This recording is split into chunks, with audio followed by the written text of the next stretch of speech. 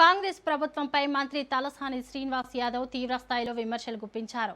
ప్రభుత్వం ఏర్పడి 3 ఏళ్లు పూర్తవుతున్న ఎన్నికల సమయంలో ఇచ్చిన హామీల్లో ఒక్కదానిని కూడా పూర్తి స్థాయిలో అమలు చేయలేదని ఆరోపించారు. 420 మోసపూరిత హామీలతో అధికారంలోకి వచ్చిన కాంగ్రెస్ అబద్ధాలతోనే పాలన కొనసాగిస్తుందని విమర్శించారు.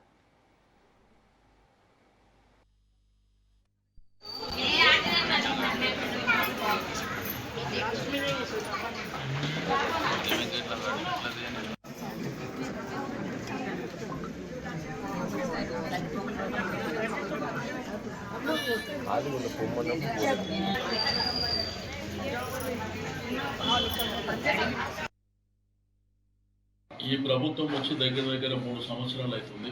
ఈ 3 సంవత్సరాల కాలంలో మోసపూరితమైనటువంటి హామీలు ఇచ్చి, అలవిగానే హామీలు ఇచ్చి, ఆ రోజు ఎలక్షన్లో గెలుపొందిన తర్వాత 3 సంవత్సరాలు దగ్గర రైతాంగానికి ఇస్తున్నటువంటి రైతు భరోసా విషయంలో కానీ, కౌలు రైతుల విషయంలో కానీ, రెండోది బోనస్ విషయంలో కానీ, ఆడపడుచులందరికీ 2500 ఇస్తామని పెద్ద మోసం, మానసిక వికలాంగులను మోసం చేశారు.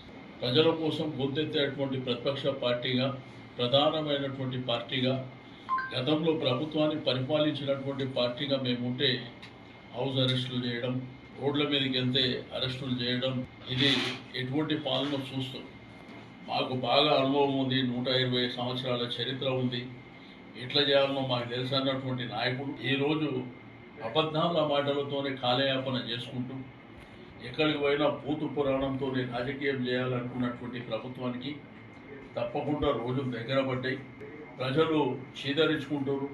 రాష్ట్రంలో ఉన్నటువంటి రైతాంగం మొదలుకొని సంపన్న వర్గాలు, మీకు అన్ని వర్గాల ప్రజలు కూడా ఈ ప్రభుత్వం ఎప్పుడు పోతుంది, కేసీఆర్ గారు ఎప్పుడు వస్తారనేటువంటి భావనతోని మరి ప్రజలందరూ వెయిట్ చేస్తున్నటువంటి సందర్భం. కాబట్టి తప్పకుండా ఈ ప్రభుత్వానికి చరమగీతం పాడే రోజులు చాలా దగ్గరలో ఉన్నాయని చెప్పి నేను ఈ సందర్భంగా తెలియజేస్తాను.